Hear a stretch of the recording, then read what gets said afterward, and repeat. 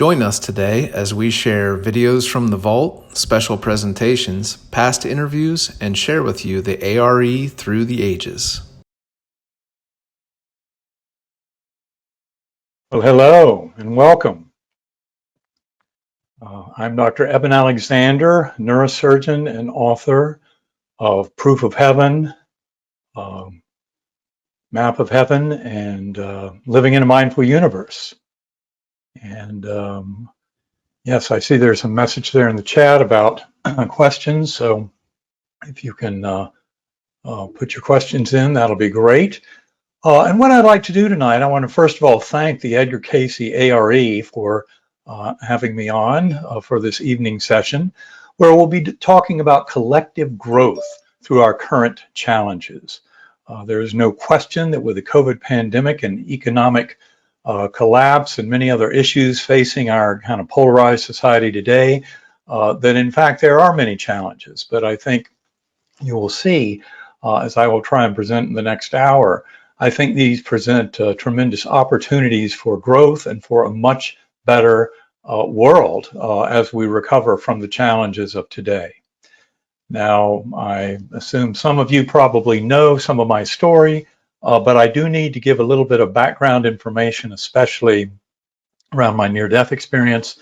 Important to point out that I'm an academic neurosurgeon. I have spent more than 25 years of my life involved in the pursuit of neurosurgery. I spent 15 years teaching at Harvard Medical School, and I really thought I had a tremendous kind of leg up on understanding the nature of consciousness, brain, and mind before my coma. And my coma showed me that I was just beginning to understand any of this. And that's the part I want to share, because much of what I went through in my coma experience and that I've gone through in the 12 years since that experience in trying to make sense of it and working with scientists around the world has led me into some very deep territory, very optimistic territory about what I think is human potential and where I think this world is headed.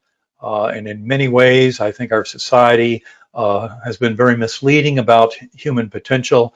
A lot of this comes from the limitations imposed by the assumptions of materialist science. But that's where the science of consciousness is expanding tremendously in ways that will enable us to grow as a species and really as a sentient life form. And this is where I want to begin then, is with my coma experience. And that all started, and actually I'm celebrating the 12th anniversary of coming out of coma. I came out of coma on the 16th of November. So that was 2 days ago was my 12th anniversary of that. And that was after having spent 7 days in a coma. But the interesting thing and the gift of it all is really has to do with the details of that experience and the medical details of my case that I think make the point very clearly about the fundamental nature of consciousness. So I told my story in the book Proof of Heaven. That's where I really shared the near-death experience. But I will admit that that book, from my point of view, in looking back on it, is more of a question mark. It simply says, yes, these experiences are real. They happen to millions of people on this planet and have been happening for thousands of years. But how do we make sense of them? The conventional science that I worshipped before my coma, and I do not use that term lightly, tended to dismiss those experiences, said they were concoctions of a very sick brain. The dying brain plays all kinds of tricks. That's the way my doctors put it to me. And yet, when you really study these experiences, they're really an extraordinary example of the true potential for human spirit. And I think understanding these kind of near-death experiences and related experiences and all that they teach us about the nature of reality, of brain and mind and that relationship is absolutely crucial. And that's where I think this world is growing tremendously. And I promise you the science around consciousness based on these kinds of experiences is definitely going through a fundamental kind of sea change. I would say we're actually going through about a 180-degree flip from where so much of this seemed to be aimed from conventional scientific perspectives, even only a decade or two ago.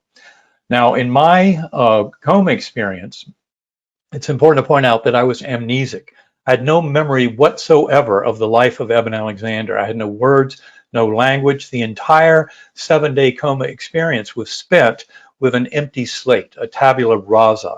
And only in the months after that did I begin to realize why that amnesia was so important for my own journey and my own understanding. My deep coma experience began with that amnesic phase where I was simply a speck of awareness in a very primitive, coarse, unresponsive realm that I came to call the earthworm eye view. And I was rescued from that by a slowly spinning white light that came with a perfect musical melody. And that's what ushered me up as a portal up into a brilliant ultra-real gateway valley that was filled with many Earth-like features. I was a speck of awareness on a butterfly wing, and below there was a valley that was filled with lush plant life and thousands of souls dancing, beings who, when I came back and weeks later was trying to write it all down, I said they were souls between lives.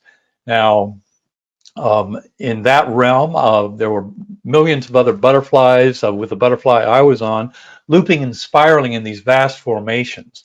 And it was all the joy and festivity, and the meadow down below was being fueled because up above were these swooping orbs of angelic beings emanating chants and anthems and hymns that would thunder through me and totally an ultra real experience. I mean, that's basically the way I describe that Gateway Valley, that it was far more real than this world. And yet it was very much like home. It was very comforting, a true spiritual home. And as I've read more and more near-death experiences and encountered thousands of other people who have had them, I've come to realize the beautiful consistencies in these journeys.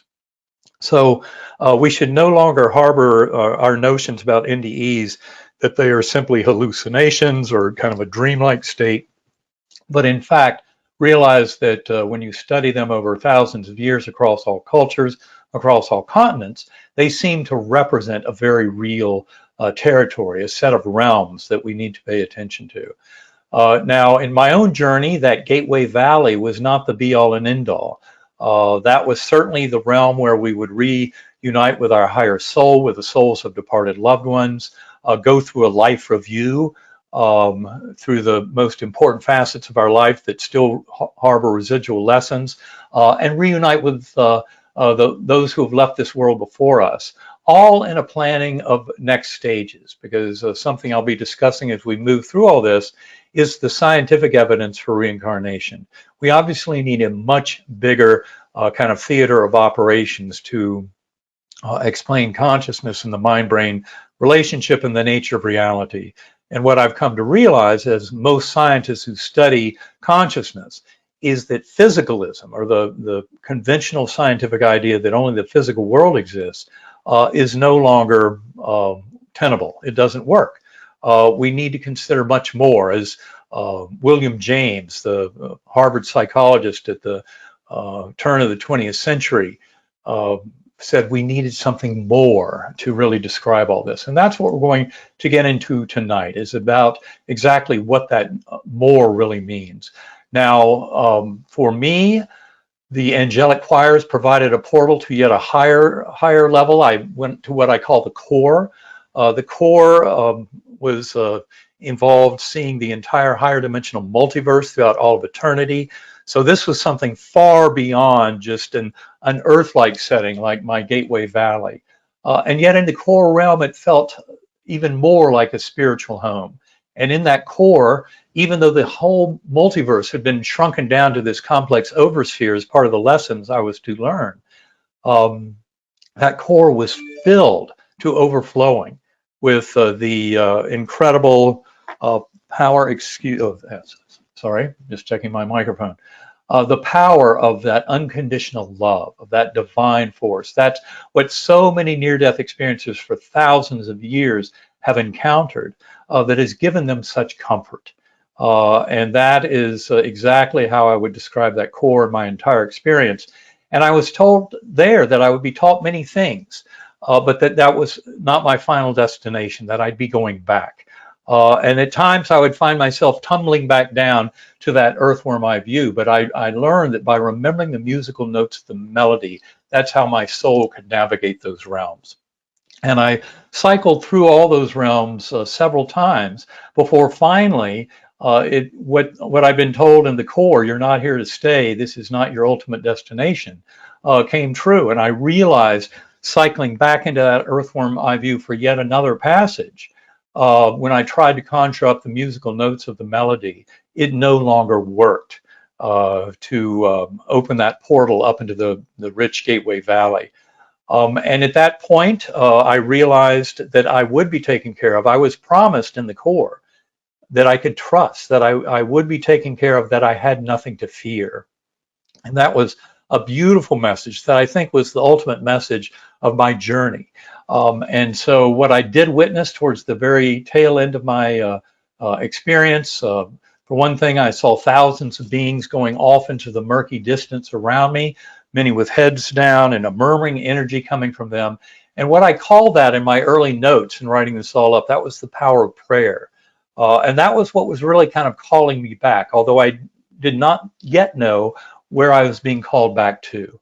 And then the last thing I saw in that part of the journey was there were 6 faces that appeared to me, and they were very crucial because they were of close family and friends. Now, I didn't recognize them when I saw them because my complete amnesia for the life of Eben Alexander was still very much in effect. But I remember them vividly today as if it happened yesterday. And I knew within hours of awakening who they were. They were beloved family and friends who had been with me those last 24 hours of my coma experience in the ICU. And that was very important because what that actually pointed out to me was the vast majority of the journey had to happen between days 1 and 5 of the coma. I go into detail about all of that kind of temporal significance of those memories in Proof of Heaven, but that's the important thing. Now, another important factor to put out here is that there's a case report on my medical records. This was done by 3 physicians who were not involved in my care, but they were absolutely fascinated by my recovery, which really has no explanation in Western medicine.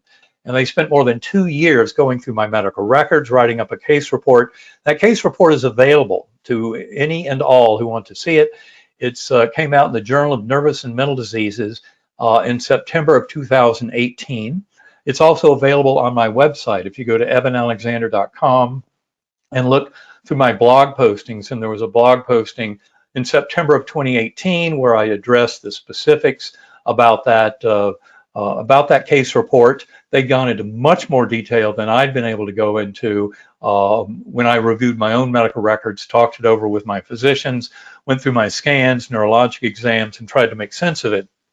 And the thing about the case report that I think is most important to point out to the audience is that, in fact, I was very surprised when I read my medical records because I felt like I was studying the medical record of someone who went on to die. Certainly not someone who would have a vivid experience, mainly because the medical details showed clearly that the parts of my brain that would have manifested some dream or hallucination were no longer working.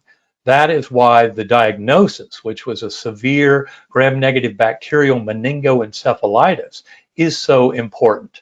That is really a perfect model for human death because of the very specific destruction of the neocortex. The neocortex is the outer surface of the brain.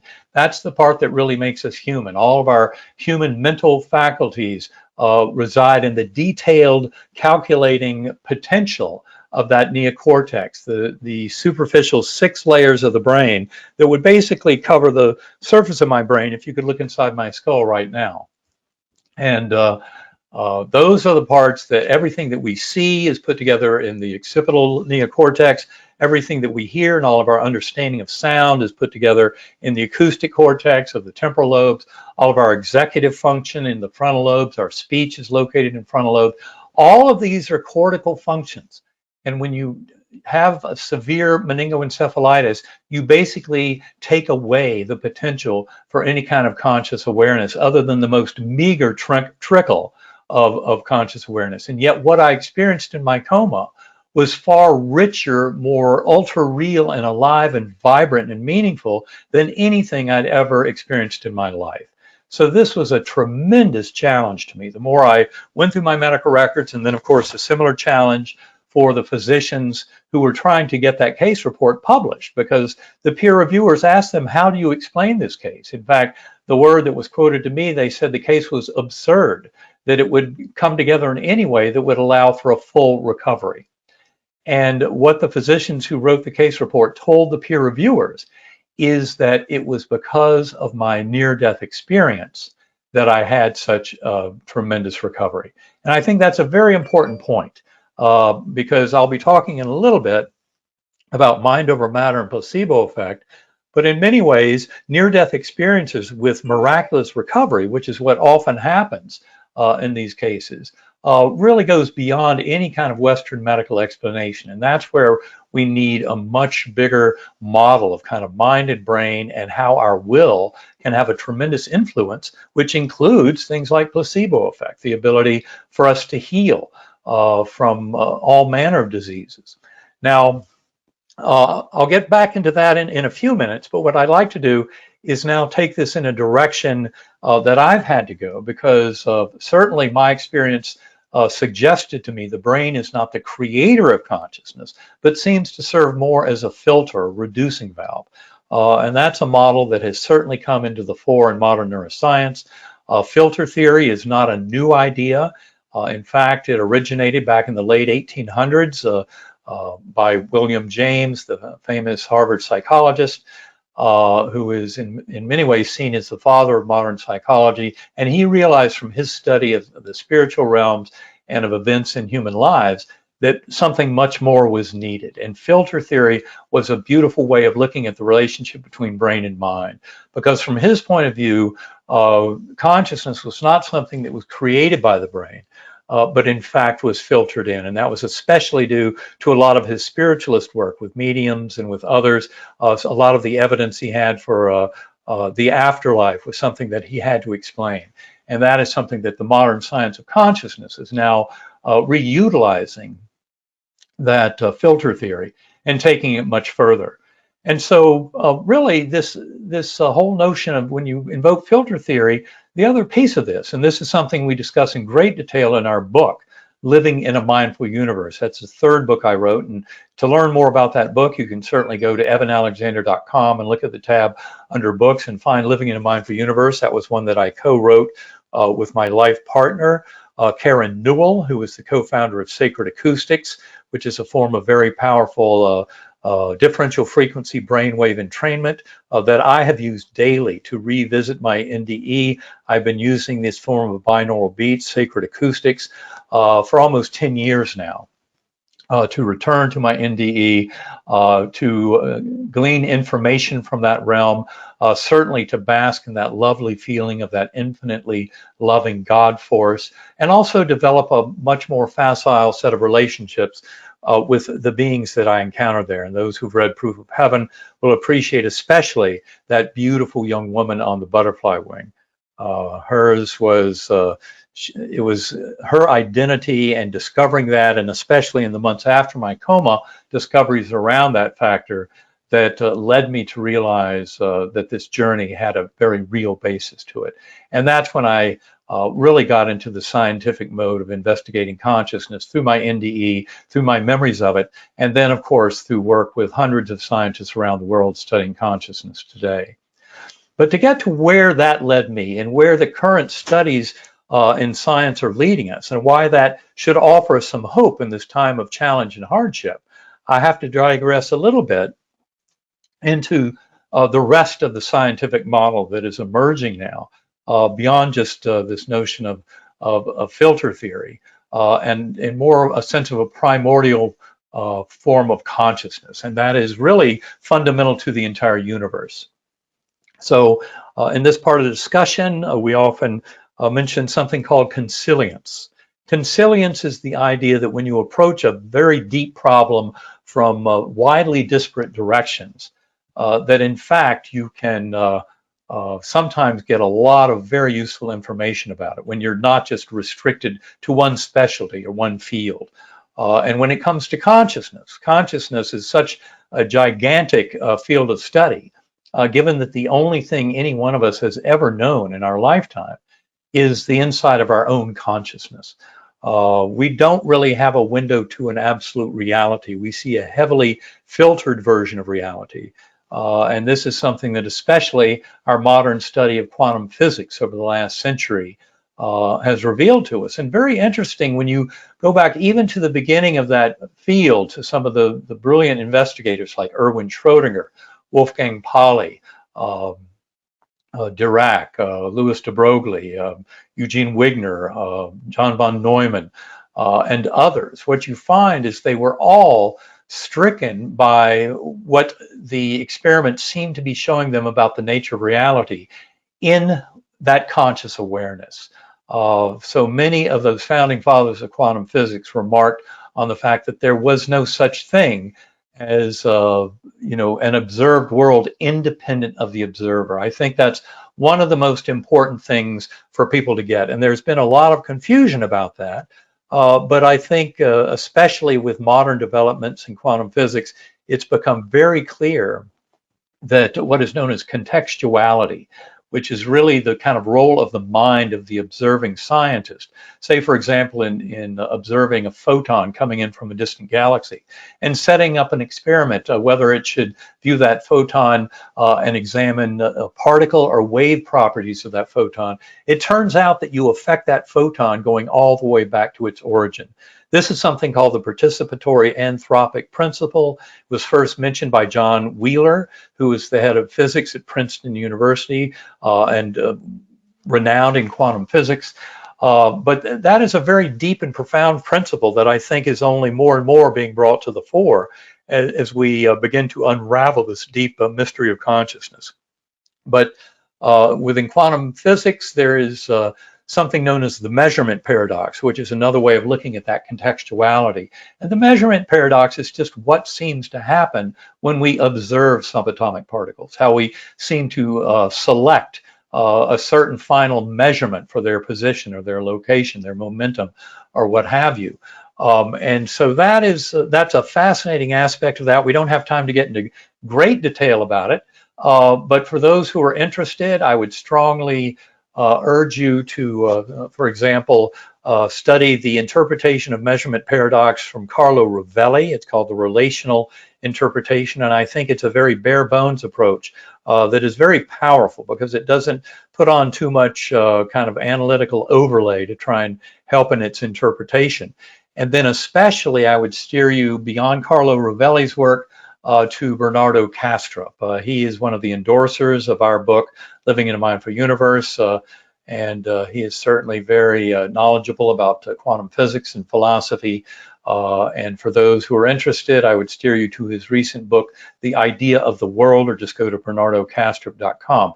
But a lot of the argument he makes very strongly supporting the fundamental nature of consciousness. In fact, his philosophical position is of what is known as objective idealism. That is the position that we argue very strongly in Living in a Mindful Universe.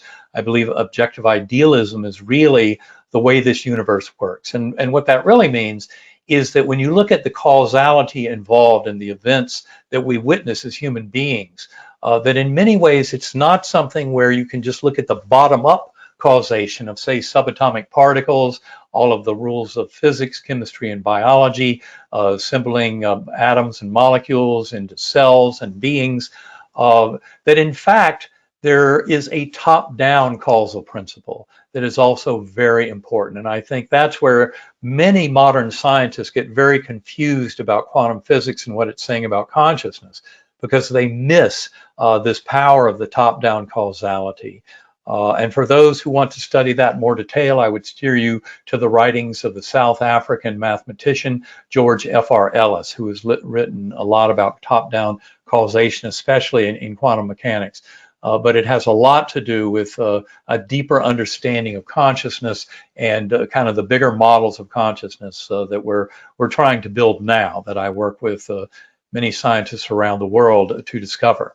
Now, from the viewpoint of quantum physicists, this notion of a mental universe is something that goes back decades. In fact, for those who want a quick summary of it, I would steer you to Nature, the scientific journal Nature in 2005. Just go and search for an article by Richard Kahn Henry. He was the head of astrophysics at Johns Hopkins University and certainly very knowledgeable about quantum physics and cosmology. He wrote a one-page essay in Nature back in 2005 entitled Mental Universe that makes it very clear how that mental universe is really how this top-down causality works. And then as a neuroscientist, as a scientist studying consciousness, I know there are many steps that we build onto this notion of consilience to take it to the next level.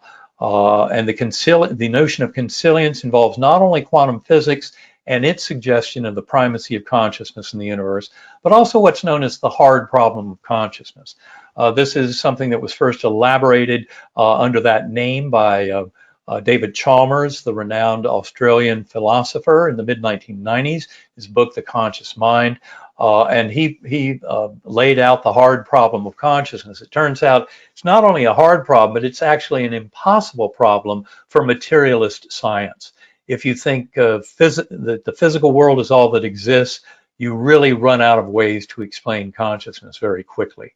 And that's why this bigger version of kind of consilience and our examination of consciousness involves not only the quantum physics and its primacy of consciousness, and not only the hard problem of consciousness out of neuroscience, but also what's known as the binding problem, or how consciousness seems to be so uniform. Why is it that if we postulate these various neuronal populations, say some doing visual things, some doing auditory things, others doing executive function, some managing the sense of smell, others managing a sense of taste, why is it that it all seems to be combined into this one unitary conscious awareness? And the binding problem is a very deep mystery, but in the philosophy of mind, it also suggests the primacy of consciousness itself.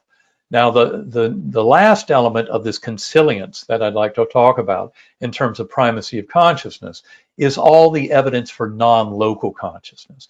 Because one of the big aspects of the materialist version of the production model of consciousness, that is, that the physical brain produces consciousness out of physical matter alone, is also the part about the information acquisition. And the conventional model says, well, we can see things and hear things, touch, taste, feel, what have you, but we have no other modes of knowing. And modern science of consciousness has disproven that tremendously.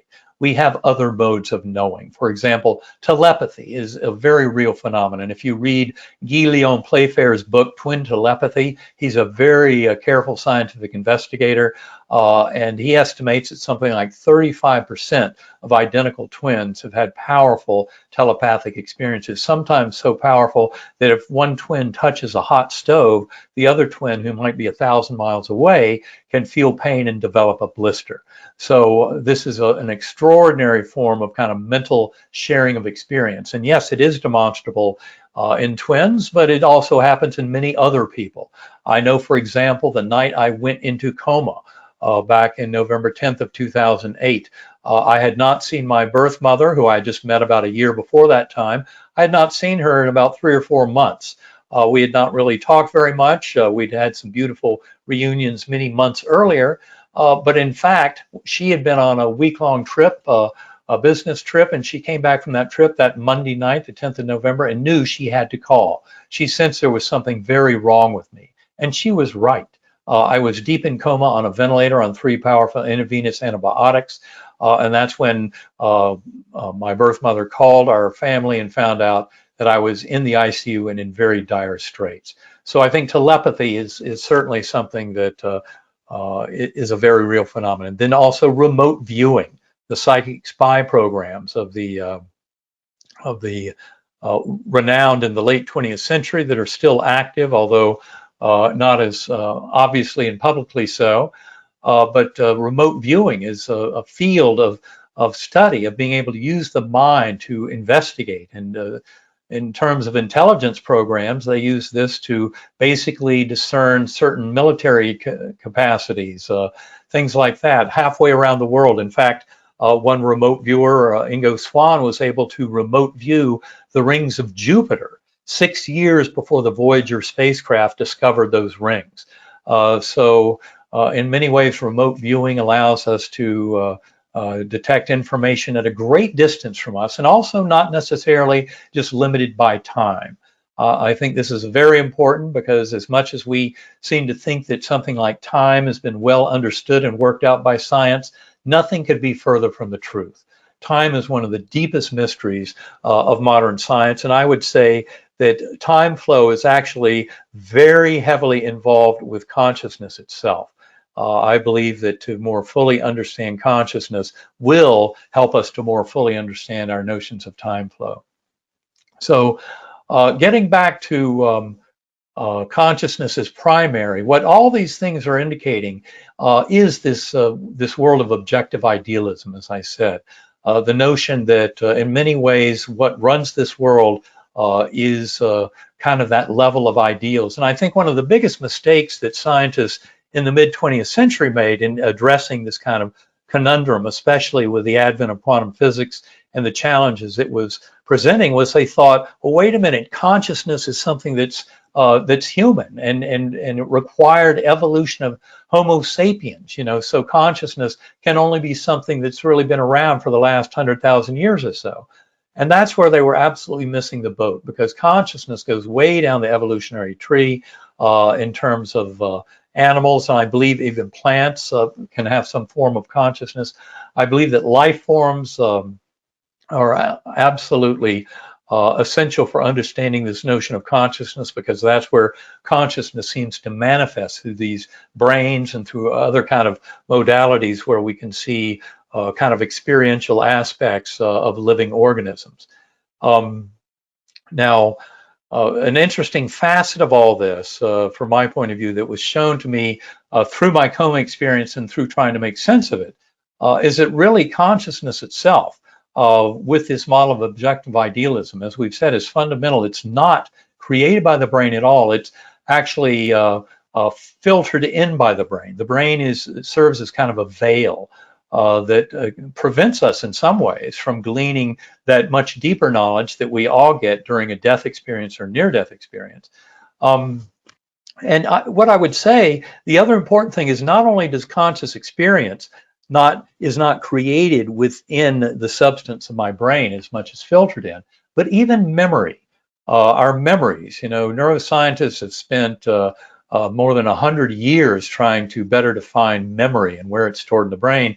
And yet neurosurgeons have suspected for a long time, given the fact that we can resect a brain and have done so in more than 1 million cases over the last century, and never was there an example of any kind of extended swathe of long-term memories disappearing with any kind of a cortical resection. Now, one of the neurosurgeons that spent his life career studying all this was Wilder Penfield, one of the most renowned neurosurgeons of the 20th century. He worked out of Montreal and was a very good scientist, very capable. And he did a lot of what are called awake craniotomies, where he would stimulate the brain in an awake patient. Now, I've done a lot of those cases myself as a neurosurgeon. Turns out the brain feels no pain. So if you use local anesthesia in the scalp and light sedation, you can do a big cranial opening and then lighten your sedation, wake the patient up. And we do that when it's necessary to examine speech and motor function. If we're resecting some part of the brain that where we might risk losing those functions. And so an awake patient is a much better way to measure those functions of speech or of movement while you're doing a resection, just to protect them from losing any function.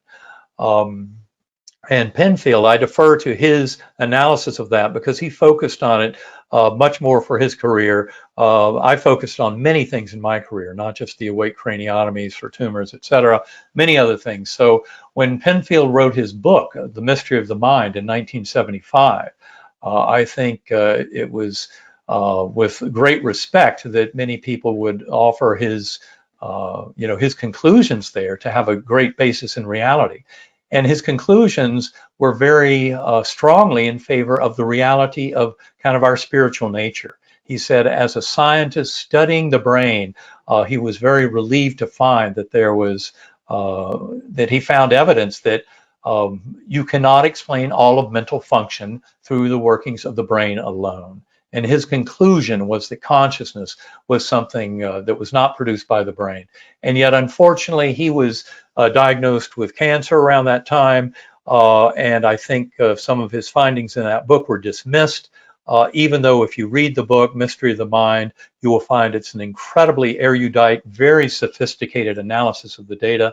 I've read a lot of other Penfield's work, some of his basic science work and reporting, and a lot of that is material that we cover in Living in a Mindful Universe. But I think his point of view is very, very important.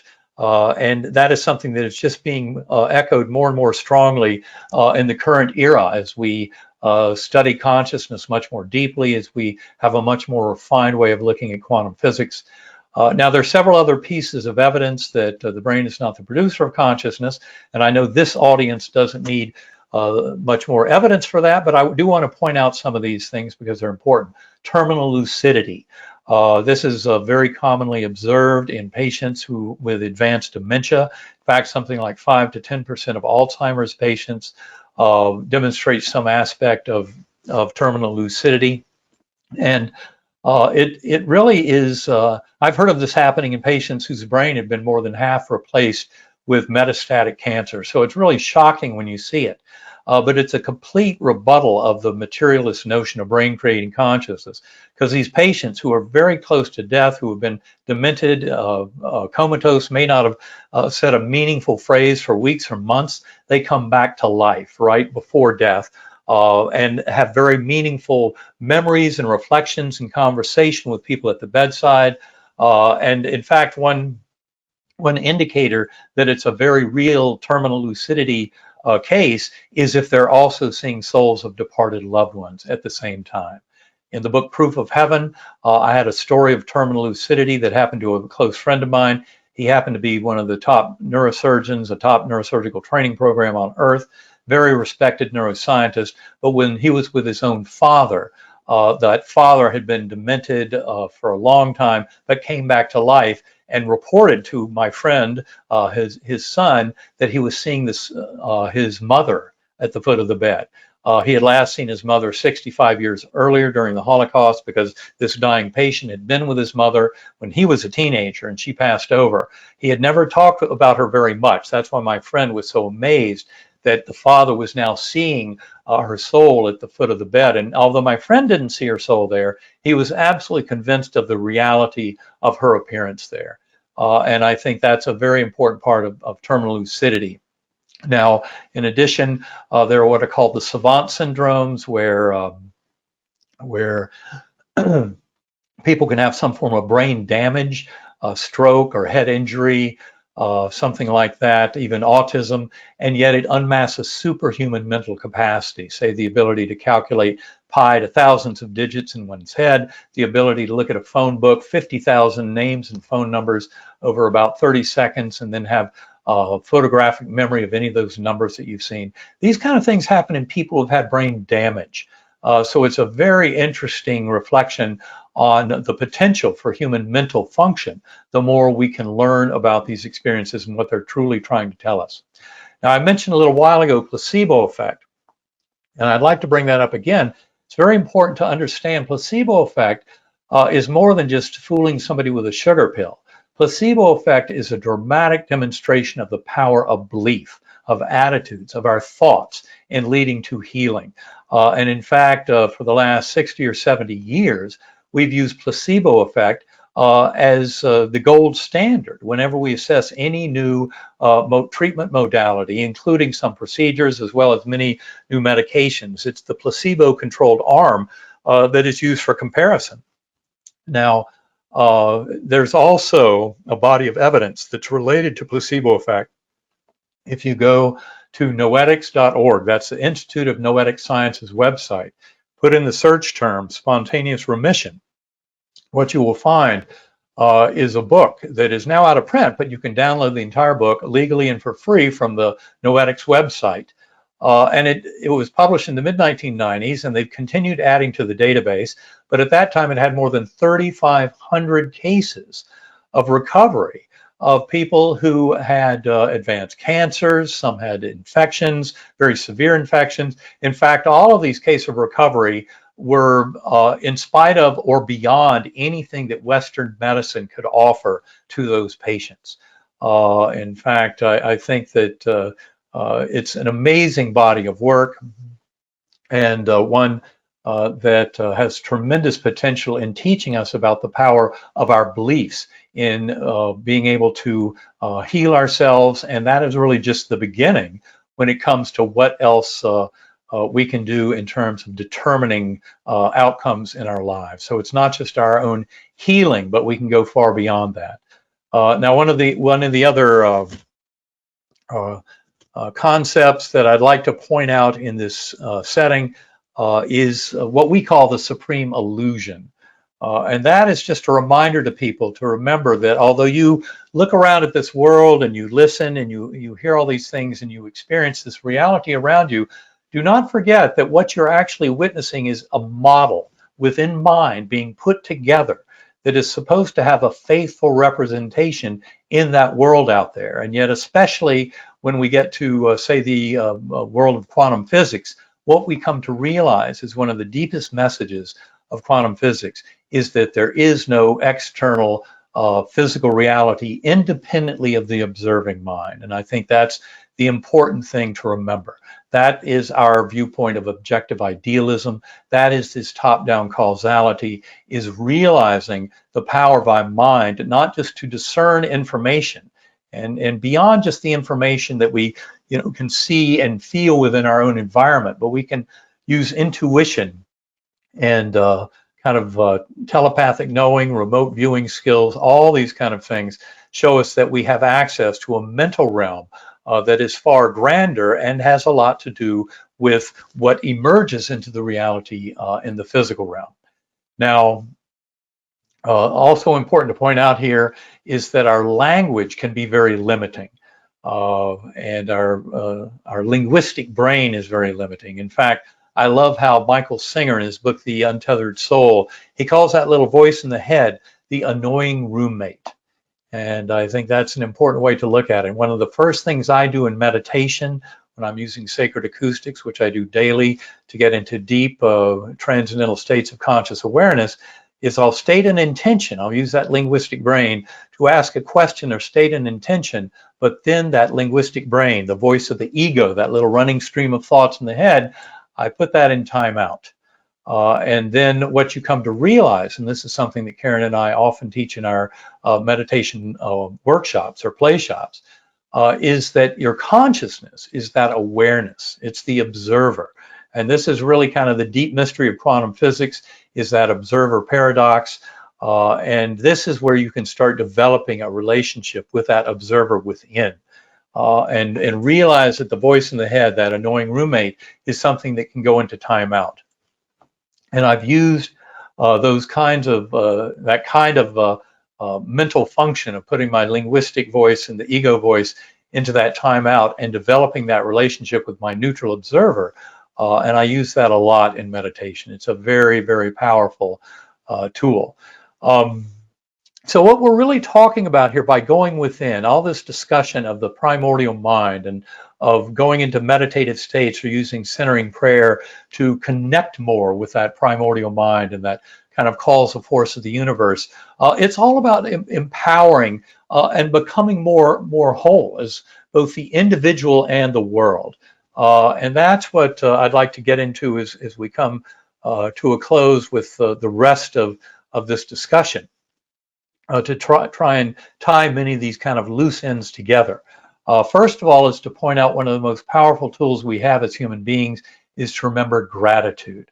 That for me, coming out of my near-death experience and the 12 years since awakening from that coma, and it took me 2 months for all of those memories to return. And one of the shocking things about it was when all those memories had finally come back based on detailed conversations I had with close family and friends, and comparing those to similar conversations long before my coma, I came to realize that my memories were even more complete after those 2 months of recovery post-coma than they had been before the coma. That is a real shocker. It's something we discuss in a lot of detail in Living in Mindful Universe, not only in a chapter where we talk about memory, but also in an appendix where we talk about all the evidence for memory and all the attempts to locate it somewhere in the brain. And just as Wilder Penfield finally concluded in his book in 1975, and with his writings at that time, it was clear to him that memory was not stored in the neocortex at all. Now, he was still, in 1975, nobody was venturing too far from physicalism and neuroscience. So he was still talking about, well, maybe memories are harbored down in the brainstem or something. He had no idea where they might be, but they certainly weren't where everybody was expecting to find them. And the evidence is really there, as I mentioned a little while ago, with neurosurgical resections, never uncovering a situation where a brain resection seemed to remove long-term memories. And that's a very important point. And it's because memories are not stored in the brain. And this is something I would say, if asked where are they stored, I'd say it's in the quantum hologram or the Akashic record, somewhere in that information field that gives all the possibilities for experience. That's the information field that we draw on. That's what we can come in touch with in deep meditation and centering prayer and examining consciousness to get a much deeper idea of this. And I'd say a lot of where the science is going on this is really a unification, as I've said, of consciousness.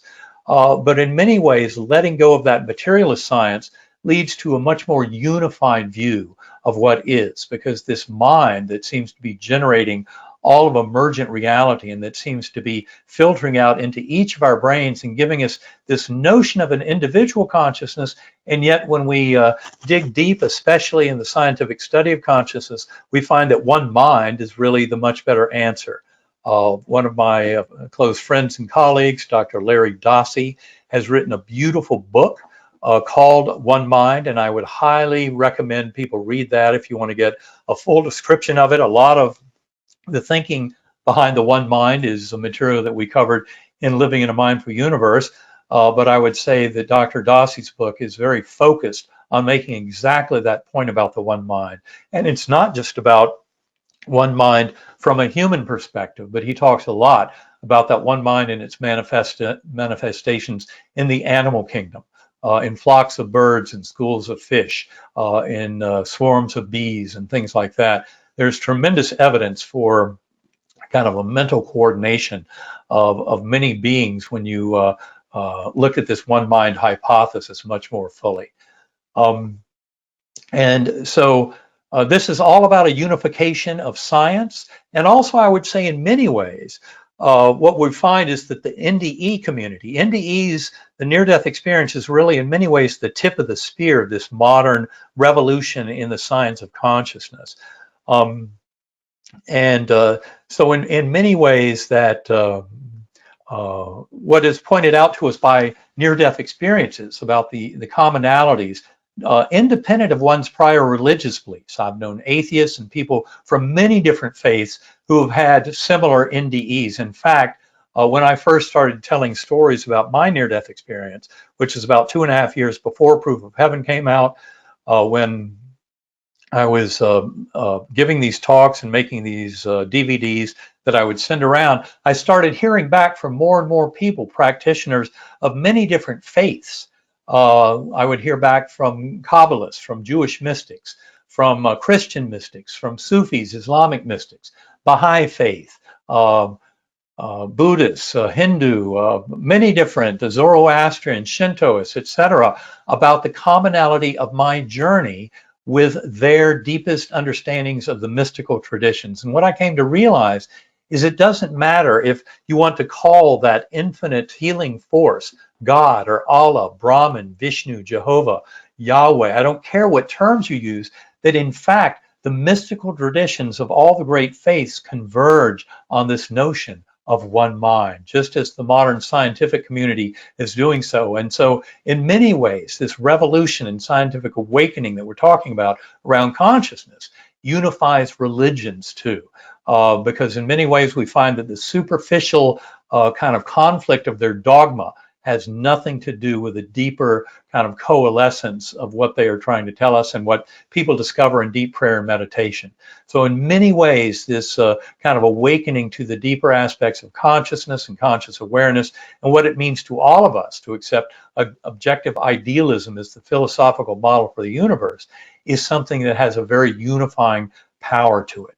And what you do find is that personal experience is absolutely critical. You can't just read the books or go to the lectures or what have you, but going within is absolutely crucial. That was something I certainly determined within the first year or two after my coma was I had to start exploring my own consciousness and developing a daily practice of meditation.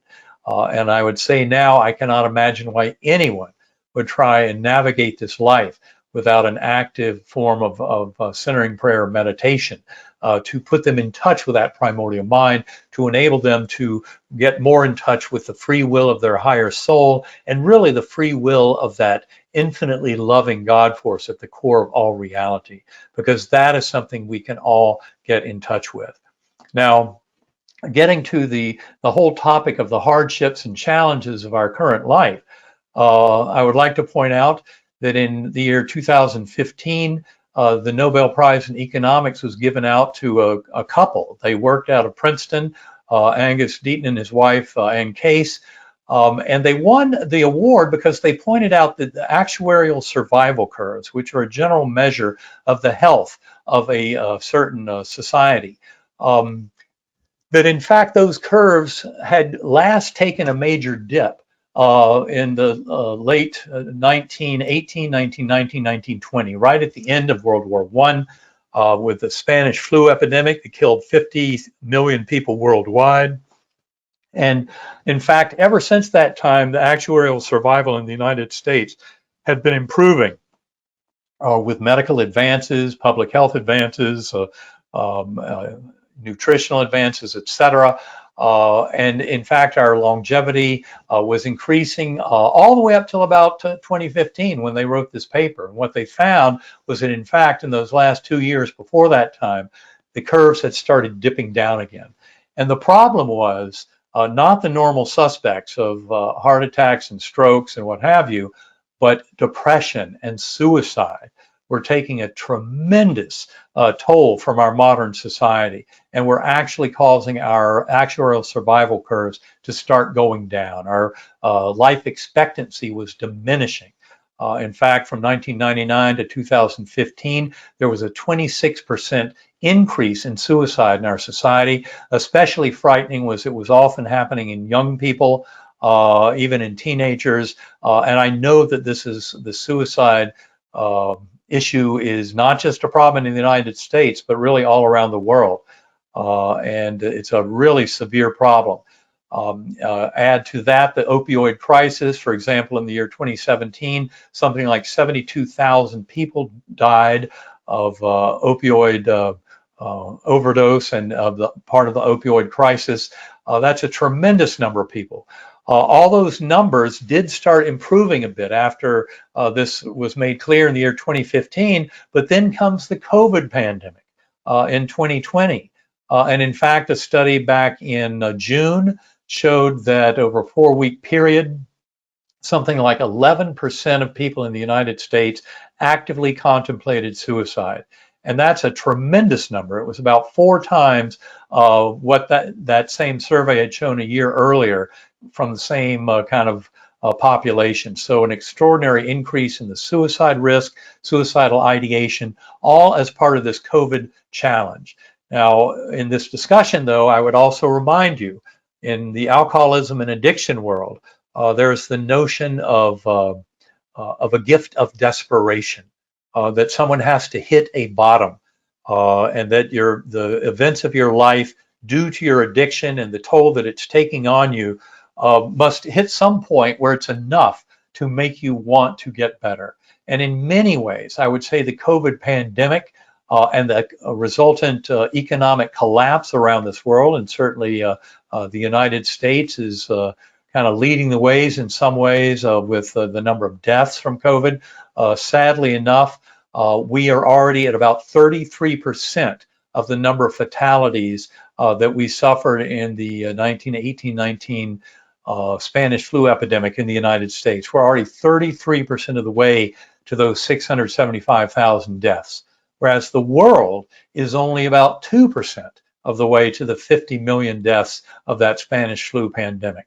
So the United States obviously has not done a very good job of managing this pandemic, and I certainly hope that we will now step up to the plate, move beyond our political polarization, and move more into treating this public health crisis for what it is. But I think more importantly, it also has exposed some of the kind of ugly underbelly of our society from before COVID that was part of what that economic study of 2015 had identified.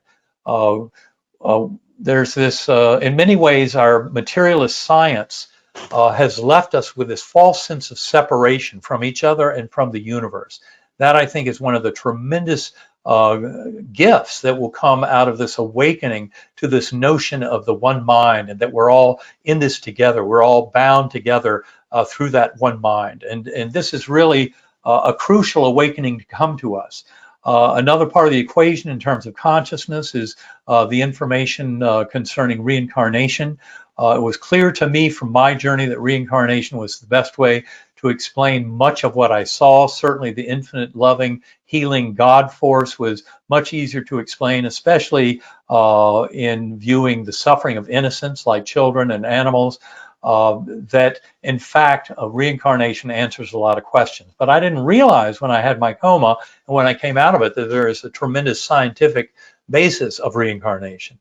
In fact, the work out of the University of Virginia Division of Perceptual Studies, originally done by Dr. Ian Stevenson beginning in the 1960s, now carried on by Dr. Jim Tucker. They've uncovered more than 2,500 cases of past life memories in children where the best explanation is really one of reincarnation. It's in a fascinating literature. Again, what it shows us is in dealing with human nature, human spirit, and our expectations for what we can accomplish. We need to look at this much bigger theater of operations where we admit to the reality of reincarnation, see ourselves as much bigger than just someone who occupies a body, very limited separatist thinking and materialism for one lifetime, but in fact, we are all these higher souls that have been through many lifetimes, all in a process of growth towards what I would say is, as Pierre Teilhard de Chardin said in his mid-1950s book, The Phenomenon of Man, he called evolution towards an omega point. And I believe that's a far richer version of evolution to look at.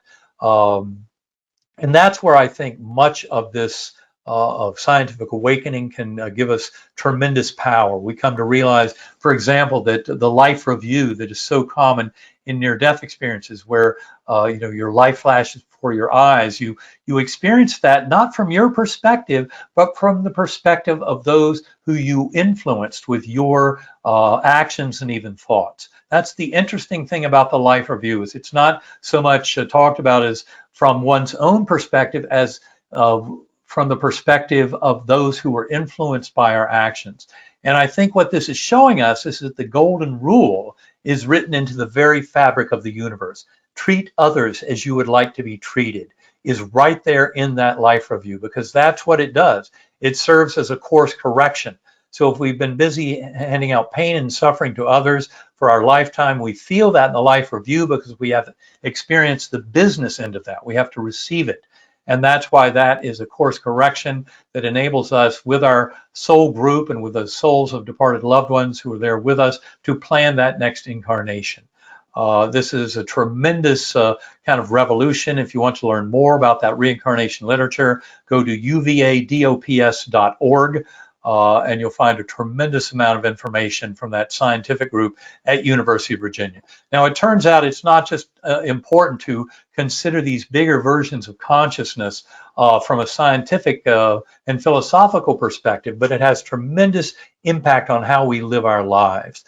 And that's why the world of transpersonal psychology that emerged from the work of Carl Jung, Brian Weiss, Michael Newton, Stan Grof, and others, Transpersonal psychology is just the admission that to fully address our psychic issues in this lifetime, it's best to realize that we've lived before. Past life memory through hypnotic regression, a good way to recover those memories. It turns out that there is a process of programmed forgetting.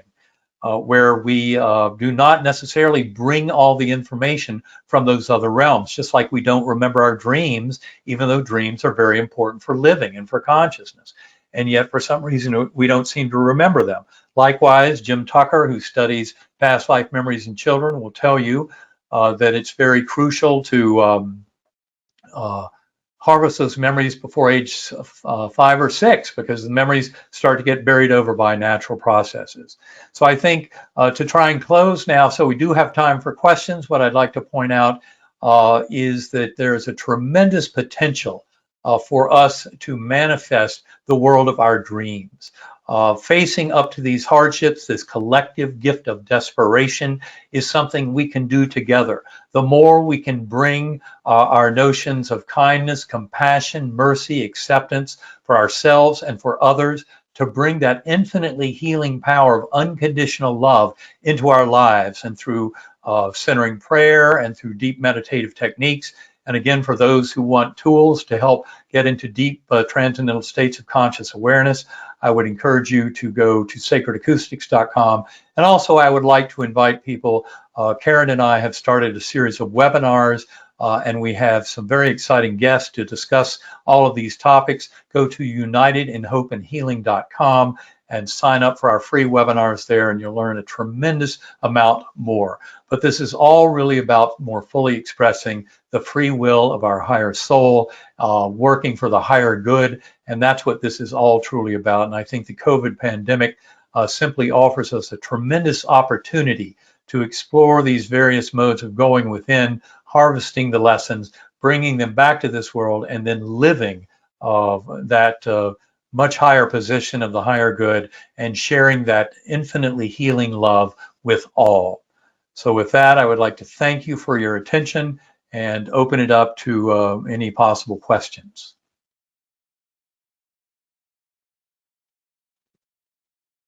Well, Dr. Alexander, that was a fascinating hour. Are you muted? No, can you hear me okay? Are you able to hear me all right? I'm not. Okay, wait, let me do one. I got to adjust my sound here. La, la, la. Okay, here we go. Much better. It was on my end. Sorry. Oh, good. You can hear me okay? No problem. Yeah, I hear you fine now. No, that's great. I was just saying that was a fascinating hour, and probably the fastest hour I think I've experienced in a while. I mean, that was just a lot of extraordinary information in a short period of time. For those of you out there, I'm Kara Bloom and part of the events team, and I'll be helping with the Q&A. I've seen your questions coming in for Dr. Alexander, and we're going to do our best to get through each and every one of those. So again, Dr. Alexander, thank you so much, and we'll get started with the first one. So this first question that came in, they're asking, what's the most important lesson you learned during your experience that you have applied to your subsequent life, and how has this application worked out? I would say the most kind of crucial was this this absolute knowing of the oneness of mind and connection with the universe and with all fellow beings. And I've come to see that manifest in the form of intuition, empathic connection, and a lot of the kind of insights that I've gleaned from my meditative experiences. And of course, this combined with the tremendous scientific growth, which is the other side of that coin that I've pursued for the last 12 years, has just led to I would say, a 180-degree flip in my worldview and in my ability to understand kind of my role and mission. And also what I see is the potential for all of humanity. It's a tremendous gift to start to experiment with and examine and explore consciousness and come to these deeper realizations. Fascinating. Our second question here, how did the Edgar Cayce readings help inform you to understand the reality of life between lives? And did you experience anything like Edgar Cayce did when he journeyed to the other side to see disincarnate beings reaching toward you? Well, I would say yes, that a lot of what I experienced is along the lines of what Edgar Cayce reported to the world, a century ago. I mean, he was absolutely facile at getting into trances and being able to basically walk with one foot in both worlds at the same time. And that is something I've worked on very hard. Certainly, my coma experience dove me very deeply into that ocean. But then coming back to this world and trying to come up with driving techniques and ways to duplicate and to revisit those realms has been really a major part of my work for the last 12 years. But that's where I think, yes, there's a tremendous amount of overlap, and I would credit Cayce and the A.R.E. with doing tremendous work to help wake this world up. I mean, his work stands as some of the monumental work of the 20th century to really kind of lead us into this whole new kind of awakening and understanding. In many ways, what I look at is kind of the exciting, refreshing, kind of bleeding edge of science today around consciousness is material that was second nature to Cayce, and certainly was understood very deeply by spiritual traditions, both East and West, going back even thousands of years. So it's interesting how so much of our kind of modern kind of aha moments of putting all this together and coming to a deeper understanding of it simply reflects the great wisdom of people like Cayce and other spiritual leaders going back to time immemorial. So prior to your coma, were you involved in this type of work beforehand? Were you deeply tapped into the spiritual nature, or was this something that really was a product of the coma? It was very much a product of the coma. Now, I had grown up in a Methodist church in North Carolina. My father was very influential in my life. He was an academic neurosurgeon. He ran a neurosurgical training program, very scientific, but he also had a very strong belief in God and the power of personal prayer. That was something that escaped me when I was younger. I fully bought into the power of science. I knew that all the answers would come from science. And as much as I wanted to believe what I heard in that Methodist church, my work in neurosurgery over many decades led me to question how conscious awareness could survive the death of the brain and body. As I reported in Proof of Heaven, I actually went through an 8-year period of a complete dark night of the soul and agnosticism that had to do with a perceived rejection from my birth mother. Those who have read that book will realize I was adopted. That's a huge part of my story. Don't have time to go into it tonight, but had a lot to do with my NDE and a lot of the lessons that I've learned in the 12 years since that time. But I was very much agnostic and those 8 years before coma. But yes, what I saw in coma made me forever know it's not a matter of faith or belief. I know the reality of that infinitely loving force. And it's something that I've also felt through meditation. So I know people don't have to have an NDE to get this. There are many other ways that we can get it. As sentient beings, we have the power to go within and all come to know the reality of our connection with that infinitely loving God force at the core of the universe. I think this segues well into the next question. Why won't modern science of consciousness accept their obvious that even in triple-blind studies that non-local consciousness exists? Well, the big problem is people don't read the data. Like if you go back to Jessica Utts, who was the head of the American Statistical Association in 2015, and she gave an address to 6,000 scientists and statisticians. Now, she'd done a lot of work herself with both precognition and remote viewing. She knew the scientific statistical data fully supported those as real, absolutely real phenomena. And yet when she asked her fellow scientists, you know, what do you need, more data or a personal experience? What they told her was they wanted personal experience. In fact, many of them refused to even study the data. It's astonishing to me, but you know, for anyone who wants to know the reality of the afterlife and reincarnation, that data already fully exists in a scientific fashion. Living in a Mindful Universe is a beautiful starting point. If you go to ebenalexander.com, I have a recommended reading list with more than 100 books and chapters and papers there, many of them with live links to the paper itself. And it's broken down into categories, but it's a tremendous amount of information. And every bit of it supports the reality of primordial consciousness. So in this day and age, as a scientist, if you're not willing to admit the primacy of consciousness, the reality of an afterlife and of reincarnation, it simply means you haven't been willing to do the homework. Another great question popped in here. Do you believe that quantum consciousness in a large mass of people meditating or visualizing outcomes can shift what takes place in the universe?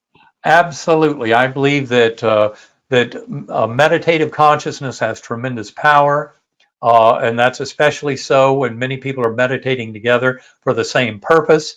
There's been work done along those lines to show that, for example, just having 3 to 4% meditators in a community can start having a dramatic influence, beneficial influence on things like crime rates and violence and things like that. So I think there's no question that meditating and meditating for the common good and trying to bring these higher aspirations into fruition is a very real mode of doing it. But of course, it's not just about oming our way to these truths deep in meditation, but it's also about bringing those lessons back and living that in the choices we make in our life and how we deal with ourselves and others, always manifesting love, compassion, kindness, mercy, acceptance, when necessary, forgiveness.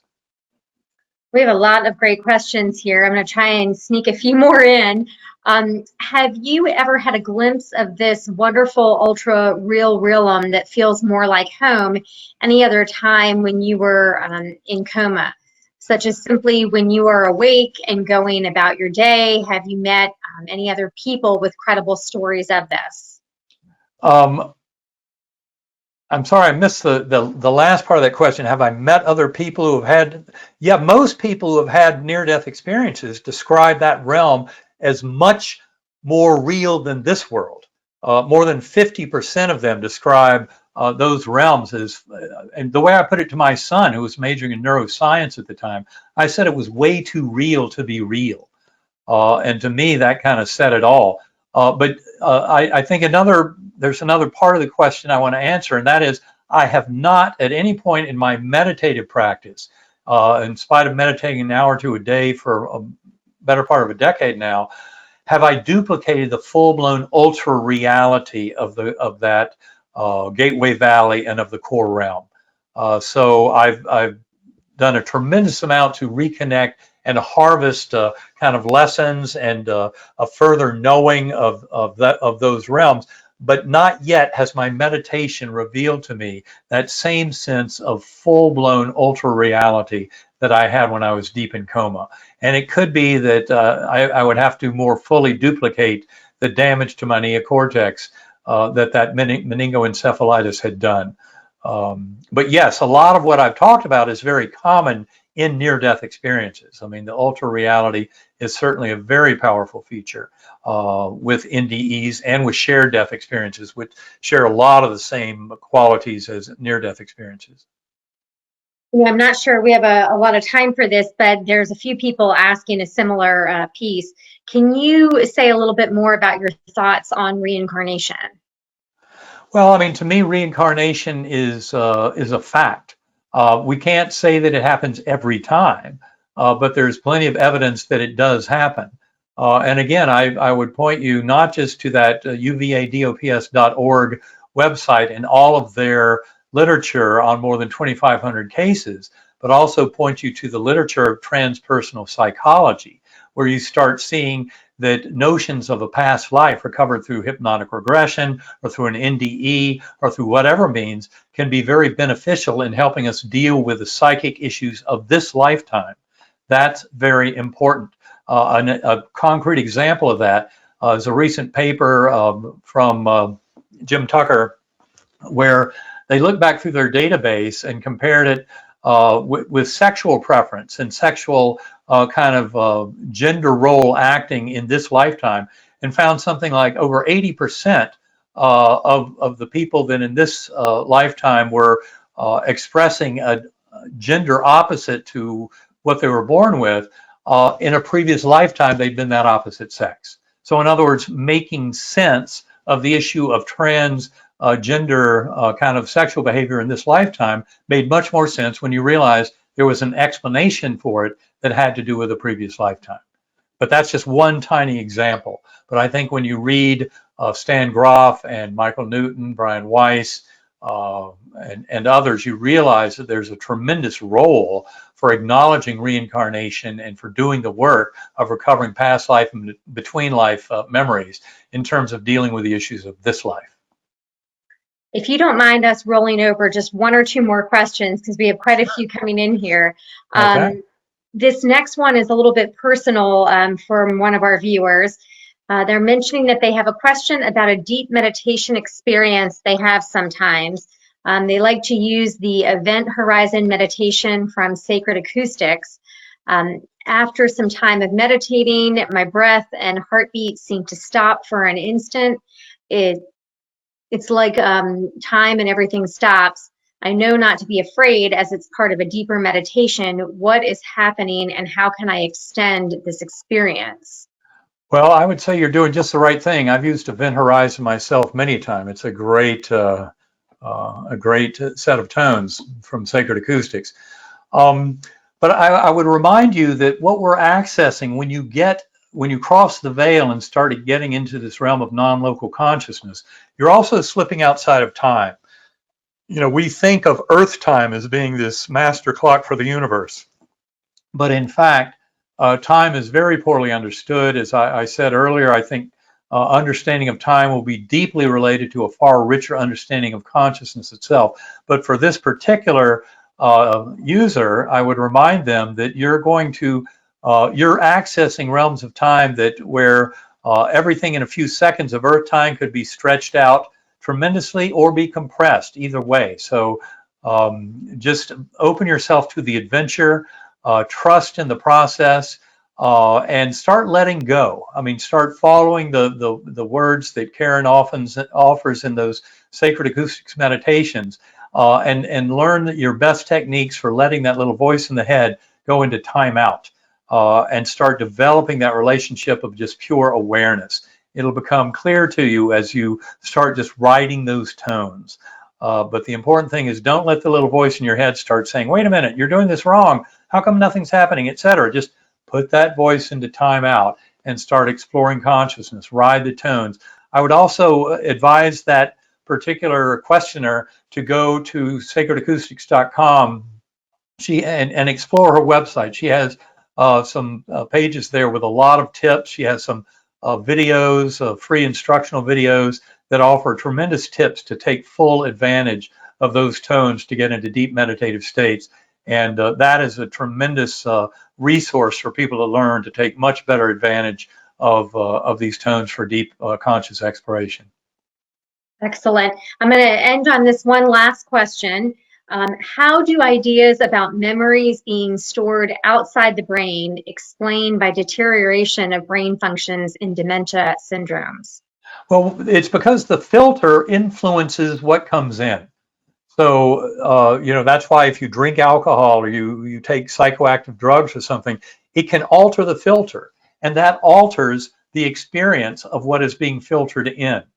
But to me, the amazing thing in looking back, say, on Alzheimer's is not that people with progressive Alzheimer's have progressive dementia, but the thing that gets my attention is that 5 to 10% of them have this terminal lucidity at the end, where in spite of all of that, their soul is able to retake over and project and use this body once again to manifest its kind of will with beings around it in the material world.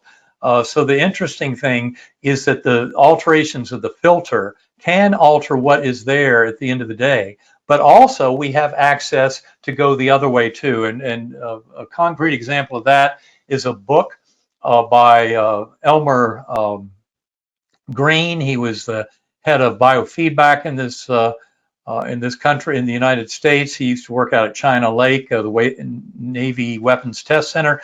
But anyway, he wrote a book called the Ozaki Book of the Dead. And it's because his wife had Alzheimer's. And that book explains a lot of how he learned that she was actually walking with one foot in both worlds. And he learned that he could actually use her as a mentor, a teacher from the other side, but only when he realized how the rules worked from the perspective of the other side.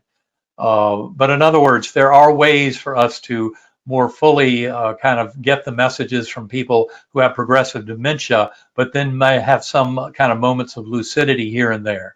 But if you read the Ozaki Book of the Dead by Elmer Green, you will find a lot more information about exactly that kind of topic. Excellent. Dr. Alexander, thank you so much. This was a wonderful, wonderful evening. I'm sure we could all sit here for many more hours picking your brain and asking many more questions, but we're going to have to close out here. Everyone on the other side, everyone viewing, thank you so much. We appreciate you joining us. And again, Dr. Alexander, thank you. And we hope to see you again sometime soon. Well, I hope so. And I want to thank the audience for being here. Thank you very much. Reach out to me through ebenalexander.com if you have other questions or comments. And Kara, thank you very much for having me on tonight. And thank you to Edgar Cayce and the A.R.E. Absolutely. Have a wonderful evening. Good night, everyone. Thanks so much. Bye-bye. Thanks.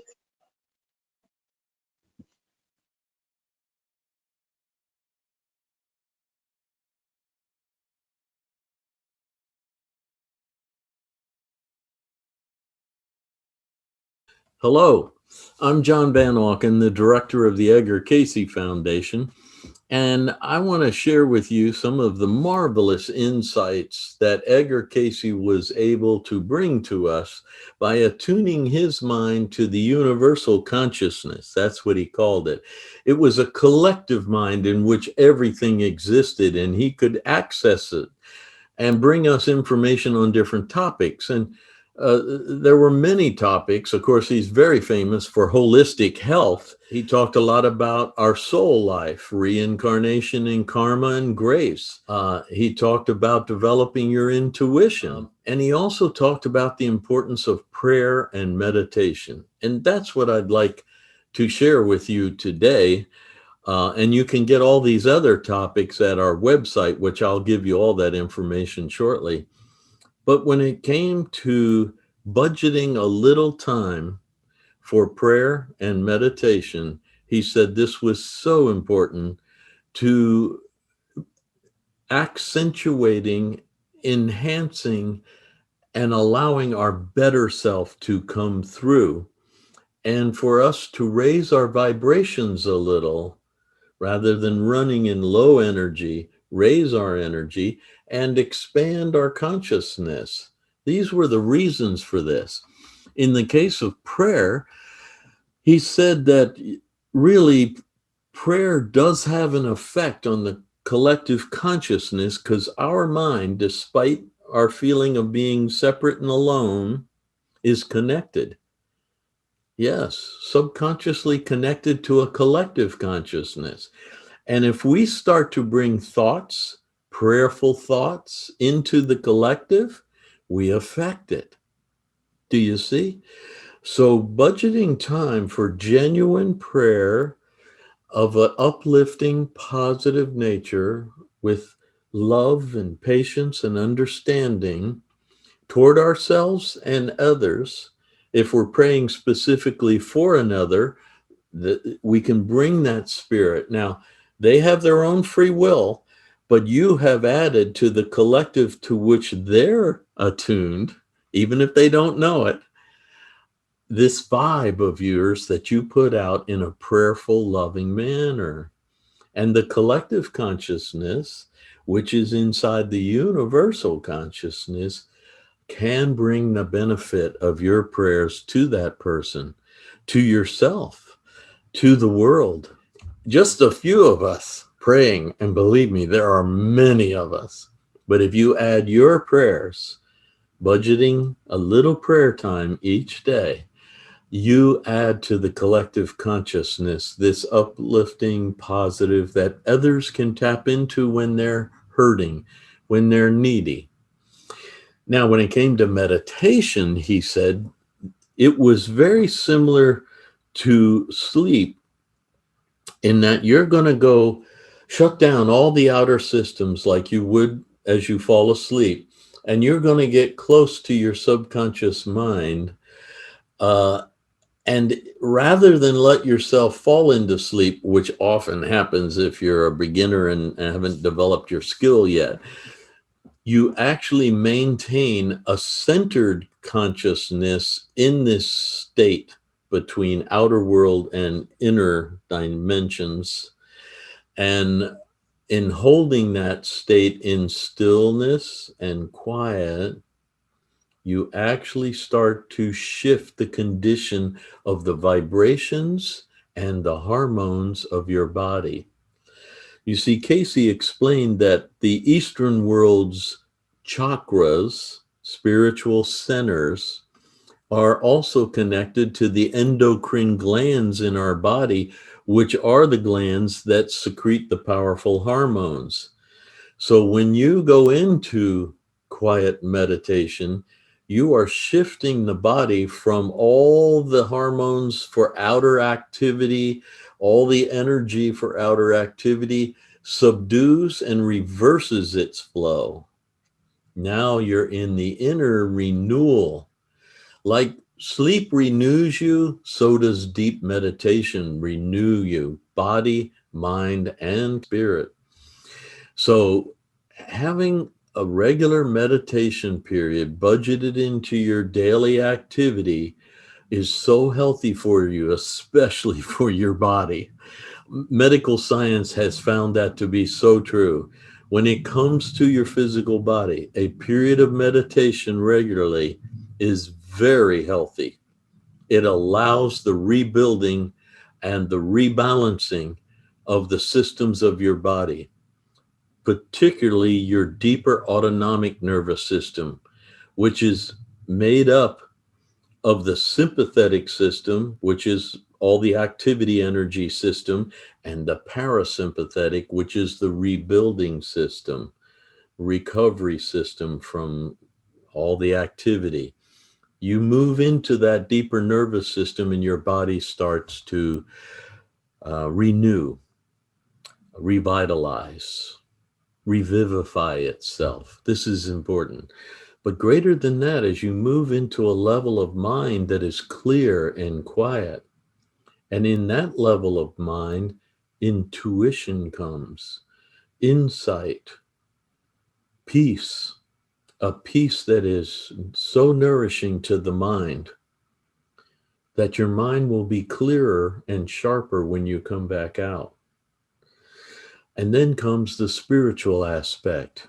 You actually spiritualize the vibrations of your body. The material body is renewed by the spiritual energy. The infinite universal spirit flows to you when you reach up to it. It reacts and flows to you. So Edgar Cayce really wanted us to budget a little time each day for prayer and meditation. And there's so much more information on this in our membership site at edgarcayce.org/join. You can actually come and enter the membership site and see all the material available to you. Lessons, videos, magazine articles, quarterly reports and articles. There's so much there, a vast amount of material. All right. Take care. Bye-bye.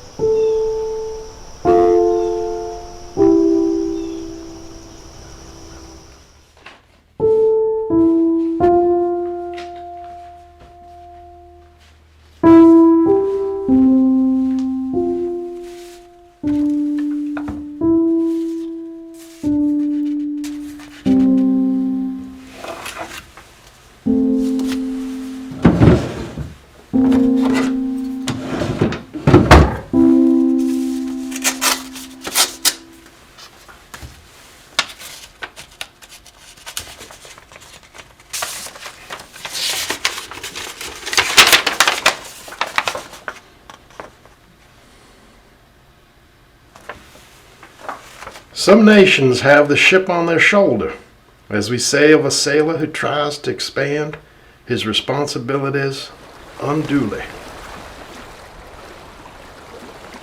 Am much interested in what is to follow this war. A real job is at hand, a greater one ahead. Hope to make a worthwhile contribution, small though it is, towards a better world to live in. In the book There Is a River, I'll finish reading once. I read it in swatches over a period of time, and I want to read it through again. Before this, I had no idea what a hard time you'd experienced in the early periods of your work. The chapter about philosophy presents a clear story there, which I find very interesting. This weekly bulletin is fine. The life reading is a treasure still. Hope you and Mrs. Cayce are quite well again, and the boys are fine. Where is that extract on arthritis that Gladys typed up? If Miss Gladys typed it up, it's got to be in there. Well, it's not. Mr. Cayce, What is it, Harmon? I just wanted to let you know your next reading is in 5 minutes. Can you give us a minute, Harmon, please? I'm sorry, Harmon. Exactly how many letters have we gotten today? You've got 700. 700. It's a beautiful day. Sure would be nice to go fishing.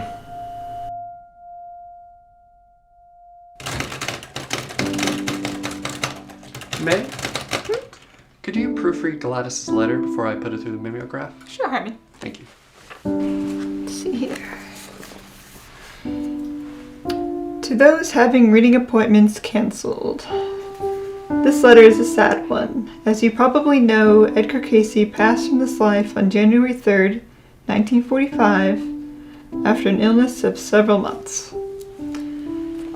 His death brought an end to the kind of wonderful service he was able to give others, those psychic readings with which he has helped thousands, since the first one in Hopkinsville, Kentucky back in 1901. Your appointment, which was to have been on a certain date during the coming months, cannot now be kept, of course. We of the staff of the association, who have worked with Mr. Cayce for so many years, know how deeply this will disappoint you. We were also looking forward to helping you. Now we want to straighten our account with you. When you applied for associate membership, you promptly sent us your contribution. We want to be just as prompt about sending it back. There's one more thing about your money. It did not secure the reading that you wanted, but it might still do a lot of good. You see, Mr. Cayce left behind him thousands of detailed readings which are filed in our vault here along with case histories. Information in these files is priceless. It covers all kinds of diseases, it deals with vocational guidance, it offers facts and historical periods. The range of this information is as wide as human problems are wide. But because we have all been so eager to get more and more readings from Mr. Cayce, we have hardly touched this information. It has not been indexed yet. Now it has suddenly become our only resource, and everyone seems to want to turn to it. It is a long, slow job to summarize the work of a lifetime like Mr. Cayce's. You may wish to help. It goes without saying that the trustees and the staff of the association will be grateful for such a memorial to Mr. Cayce's work.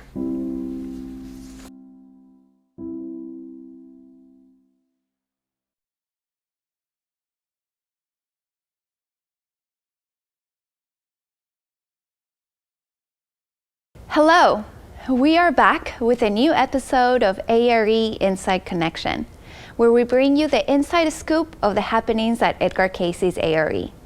Happy New Year! My name is Loretto. I am the marketing coordinator here at the A.R.E. I am very excited about this interview today. I'm talking with Kathleen Slade, who is our Prison Outreach Services Coordinator. And she's here to tell us about a very special program in our organization, the Prison Outreach Program. Welcome, Kathleen. Thank you for joining us. Hi, Loretto. Thank you for having me. I'm excited to be here today and talk about the Prison Outreach Program, which is very near and dear to my heart. And I'm excited to be here. So thank you for having me. Thanks. I'm excited to have this conversation. I think that there's still a lot of people that don't really know about the prison outreach program. And it is one of our longest standing programs that we have in the organization. So I'm excited to talk with you and just kind of learn a little bit more about it and be able to share more about the prison outreach program with those that don't know.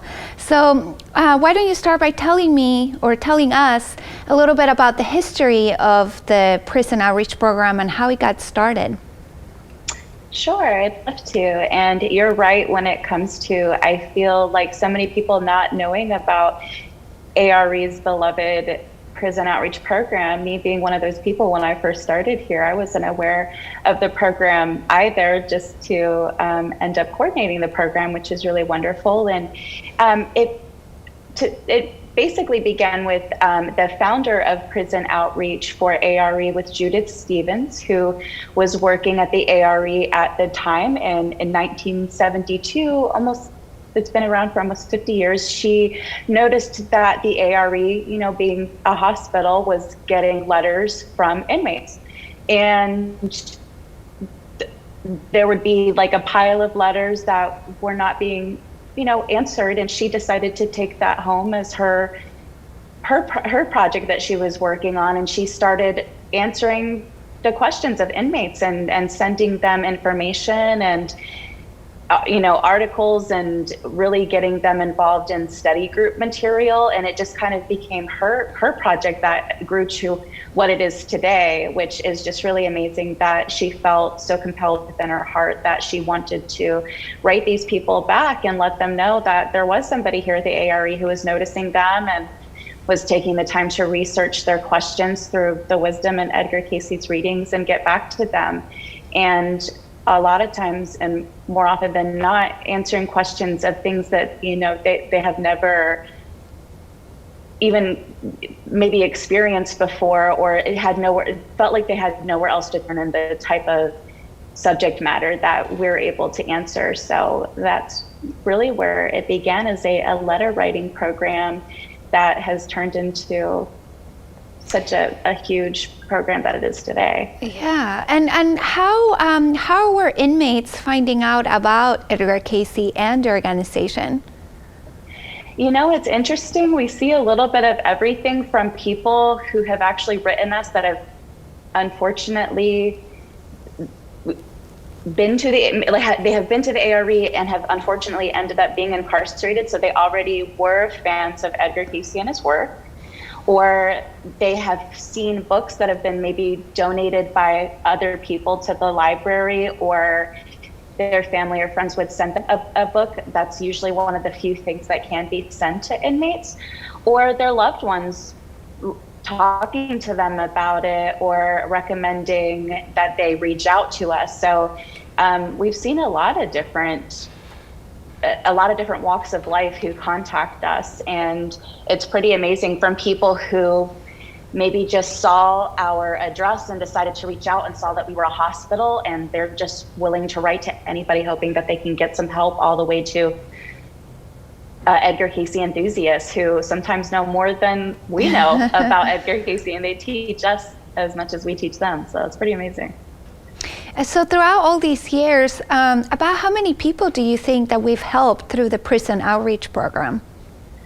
I would, at this time, I'm sure there's so many more that we do not have records for, but as far as what we have tracked, upwards of over 40,000 inmates that are currently in our records that we have sent in some facet material, whether it be reading material or have written letters with inmates. But we also send library box donations to prisons and jails all across the US and Canada as well. So I think that it probably expands a reach that even further than that 40,000 number, which is still impressive, because we have a large map in my office of about 3,000 facilities that we have sent books to all over the US and all of the Canadian provinces, and a few places all over the world as well. So.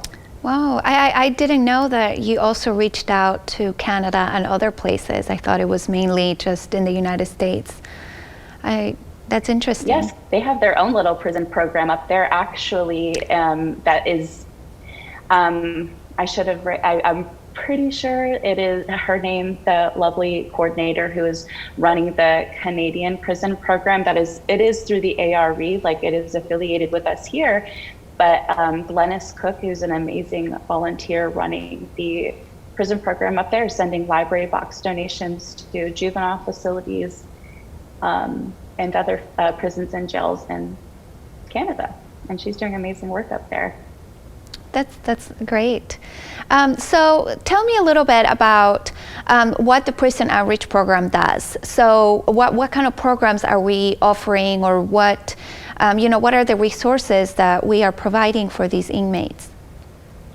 Sure, that's a great question. What we are doing right now, especially since COVID, we have had to kind of adjust some things.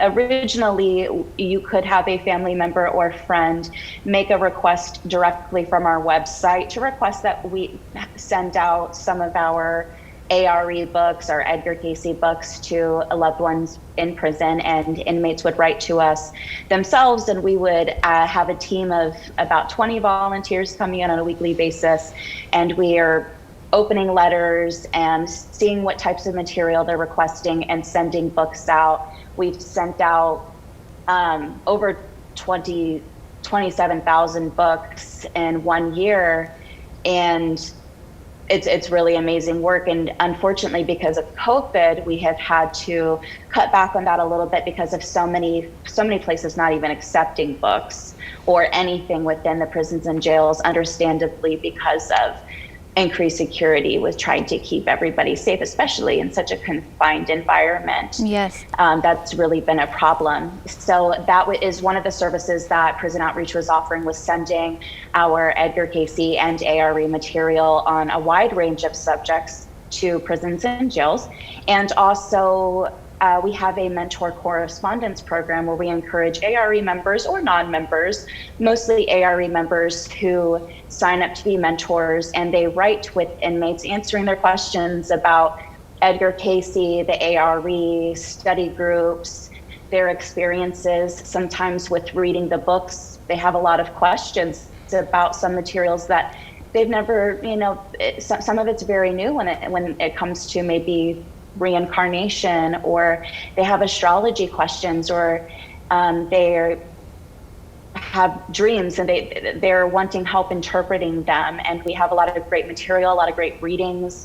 They're very interested in yoga and the Edgar Cayce's natural remedies. A lot of times they're asking questions about their own family and friends, that may be suffering with an ailment, and they want our advice. So those are some of the topics that could be discussed within the mentor program that we really encourage people to sign up and have that personal connection with people that really, really need it, especially our Spanish-speaking community. We have upwards of over 100 Spanish-speaking inmates, and we at this time just have one volunteer really holding down the fort with all of our Spanish-speaking inmates. And we're really, we're hoping to recruit some more Spanish-speaking mentors into our program to get involved. There's a big need. So how do people go about getting involved? Do they need to reach out to you, or is there a place on the website that they can go to? Great question. Yes, they can reach out directly to me, which I can provide my email at the end of the interview if you like, or if they go to edgarcayce.org /prison, where you can see our history, ways that you can, help out and donate. There is also an area where you can sign up to become a mentor, or if you would just like some more information, we have guidelines that we have put together that answer a lot of frequent questions and just give a good overview of what the mentor program entails, and several sample letters from some of our veteran mentors to just kind of give people an idea of what letters may look like to and from inmates, and that way they can see if it's something they're really interested in. And we usually start there. So definitely checking us out on the website will give them that information, or contacting me directly are two ways that they can get some more information or talk about the mentor program or prison outreach in general. Great. So you talked a little bit about study groups. Are prisons or inmates allowed to have study groups in the prison, or how does that work?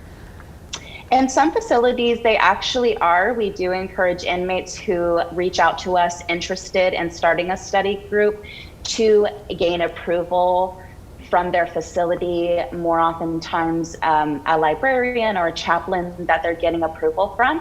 And some places will allow us to send them material to get a study group started, which is amazing. We have upwards of about 60 plus study groups right now. That's great.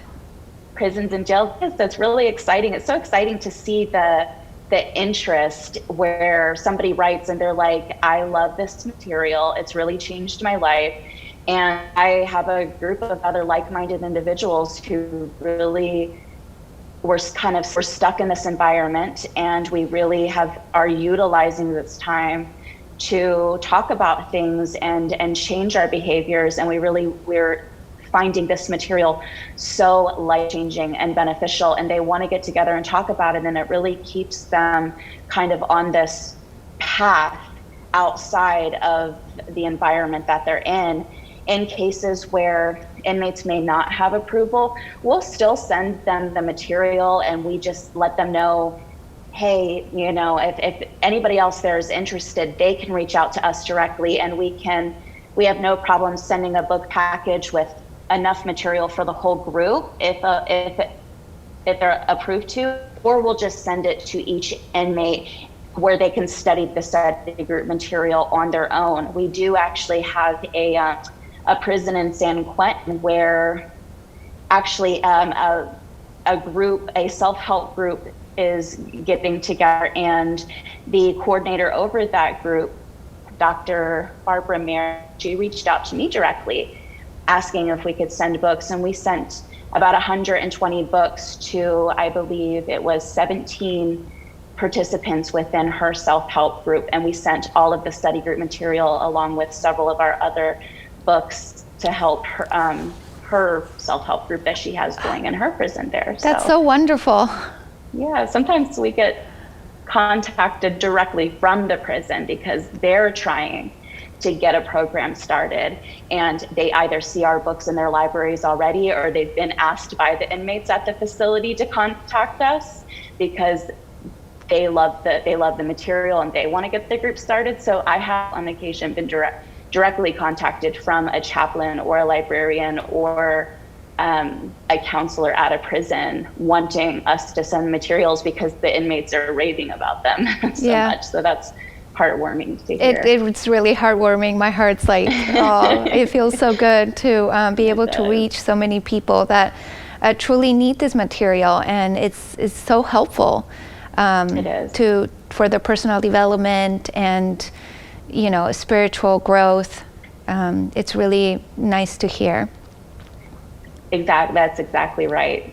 One of my favorite things about the program itself, but whenever I am able to go see you and look at the binders of all the different art and drawings and poetry that some of the inmates sent the organization as thank yous, and it's just the artwork especially is just so beautiful, and you can tell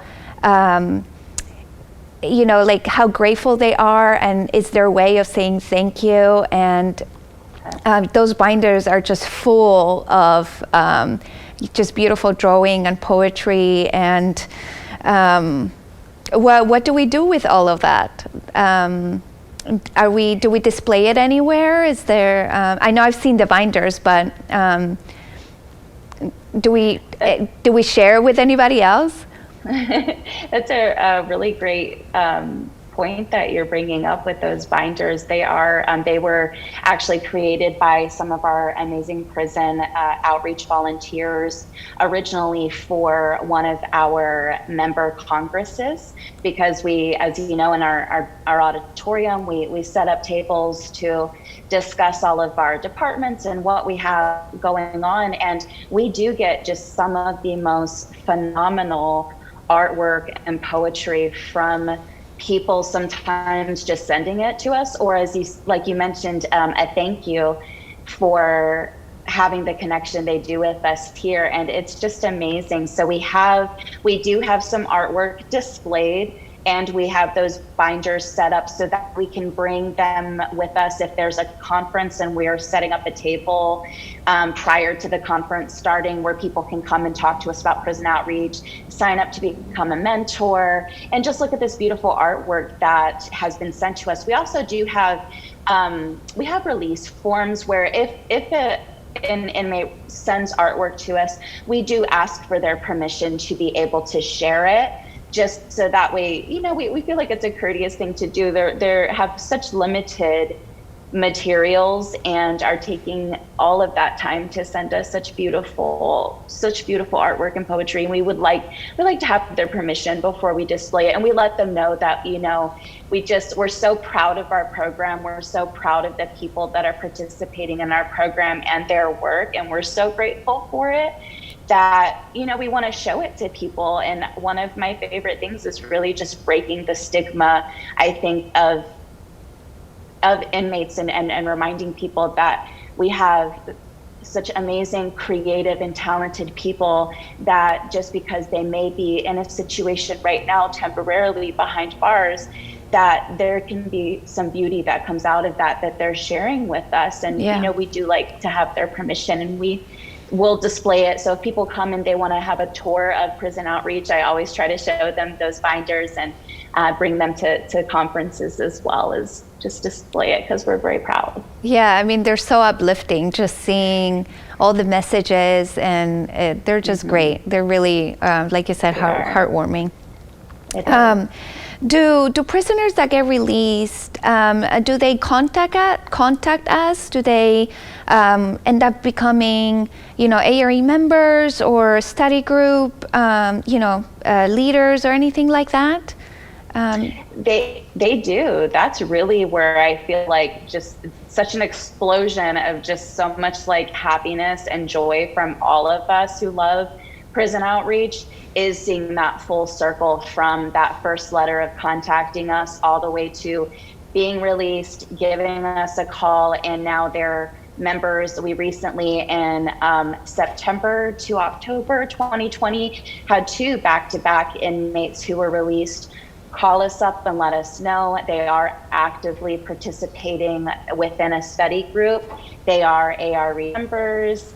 They have become mentors themselves. They were participating with the mentor program and have turned around and become mentors themselves. And I just can't think of a better inspiration than somebody within that program coming out to say, I'm on the outside and I'm thriving and I'm giving back to somebody else who is in the same situation I was in. And so it does happen where we get contacted once they've released, and that is just like such a joyful day. Oh my gosh, happens, yeah. So. Yeah, I can't imagine. It's like you see all of your work kind of completed, and just to see and get that inspiration from them, you know, now that they're finally out and they've, you know, changed their lives and they're helping out and giving back to, you know, the what they learned. It's so inspiring and uplifting. It is.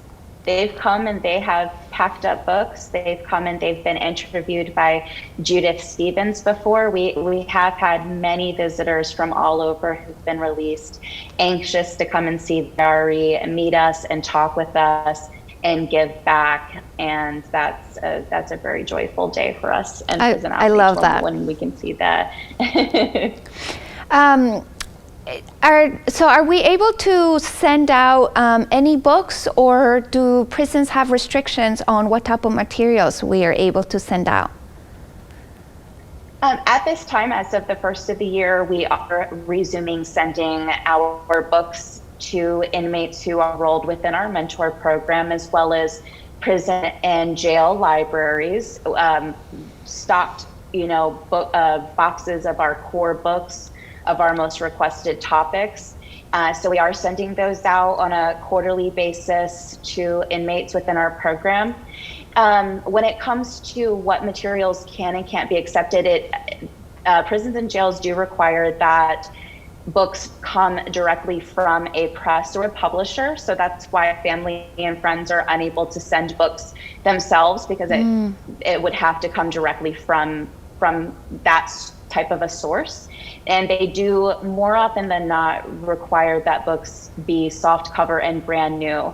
So for a time we were accepting used books through Prison Outreach, which we have so much generous support. I can't even tell you, so much support from people who send books to us, which is so sweet. It's just most prisons and jails are very, very strict. And if it has any indication that there's writing in it, like we'll get these very long lists of no scent, perfume, stickers, colors, highlighting pen, marker, anything. And sometimes you think a book is perfectly fine and you send it and it still gets rejected. So we really just kind of stick to brand new soft cover books on